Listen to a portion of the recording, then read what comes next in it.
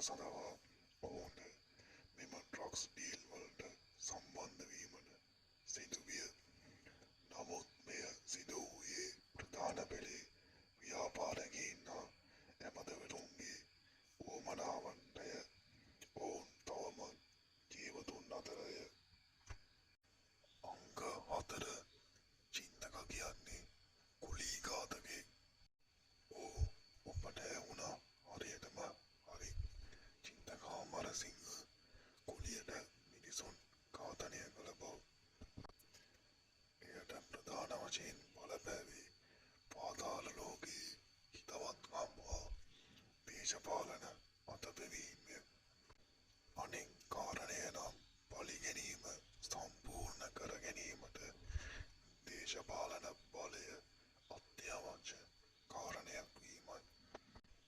මෙය හැමෝම දන්නා කාරණයක් නොවුනුයේ පාතාල ලෝකයේ ඒ තරමටම ඔවුන් අභිරහස් වීමයි.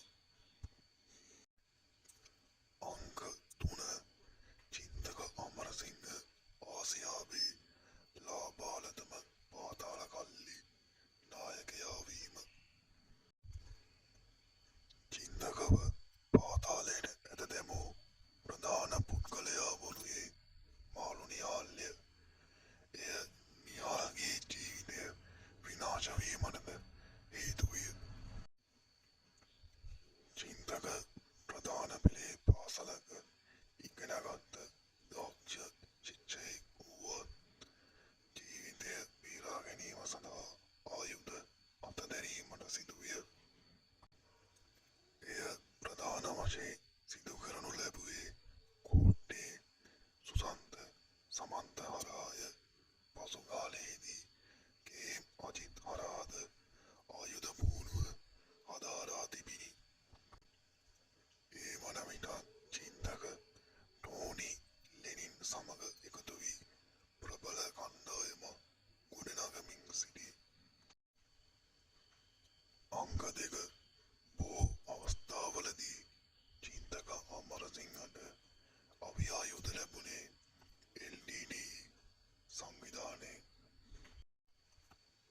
මෙය වර්තමානයේ ජීවත් වන අයට ව්‍යාජයක් සේ හැඟුණත් අතීතයේ ජීවත් වූ පාතාල කල්ලිවලට සම්බන්ධ සමාජිකයින් දන්නවා ඔවුන් LTT සංවිධානය සමග සම්බන්ධතා පැවැත්වූ වග.